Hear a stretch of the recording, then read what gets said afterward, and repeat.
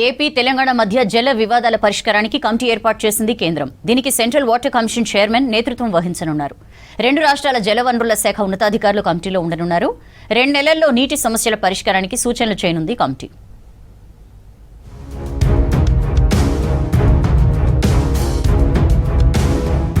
తెలుగు రాష్ట్రాల మధ్య నదీ జలాల వివాదాల పరిష్కారానికి కీలక నిర్ణయం తీసుకుంది కేంద్రం. సెంట్రల్ వాటర్ కమిషన్ చైర్మన్ నేతృత్వంలో కమిటీ ఏర్పాటు చేసింది.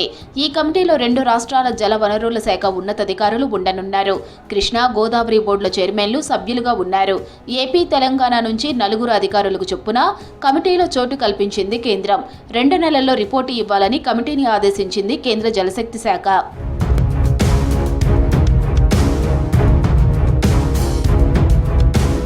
కేంద్రం ఏర్పాటు చేసిన కమిటీలో రాష్ట్రం నుంచి జలవనరుల శాఖ సలహాదారు, ఇరిగేషన్ శాఖ ప్రిన్సిపల్ సెక్రటరీ ఉన్నారు.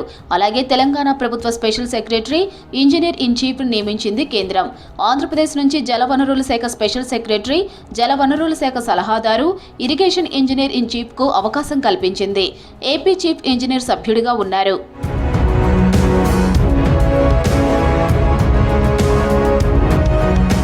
గత 11 ఏళ్లుగా ఏపీ, తెలంగాణ మధ్య నెలకొన్న జల వివాదాల పరిష్కారానికి పలు సూచనలు చేయనుంది కమిటీ.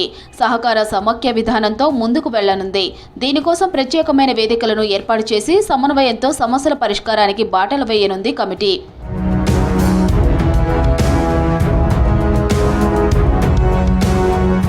కమిటీ ఏర్పాటుకు 2025 జూలై 16న నిర్ణయం జరిగింది. ఢిల్లీలో కేంద్ర జలశక్తి శాఖ మంత్రి సిఆర్ పాటిల్ అధ్యక్షతన సమావేశం జరిగింది. ఆ సమావేశానికి ఏపీ, తెలంగాణ రాష్ట్రాల సీఎంలు చంద్రబాబు, రేవంత్ రెడ్డి హాజరయ్యారు. అప్పటి మీటింగ్లోనే కమిటీ ఏర్పాటుకు అంగీకారం కుదిరింది. కమిటీలో కేంద్ర జలశక్తి శాఖతో పాటు ఏపీ, తెలంగాణ అధికారులు, సాంకేతిక నిపుణులను నియమించాలని సూచించారు. మీటింగ్లో నిర్ణయం తీసుకున్న 6 నెలల తర్వాత ఇప్పుడు కమిటీ ఏర్పాటు చేసింది కేంద్ర ప్రభుత్వం. ఏపీ, తెలంగాణ మధ్య ఇటీవల తీవ్ర వివాదాస్పదమైన పోలవరం బనకచెర్ల ప్రాజెక్టుతో పాటు ఇతర వివాదాల పరిష్కారానికి కమిటీ కృషి చేయనుంది.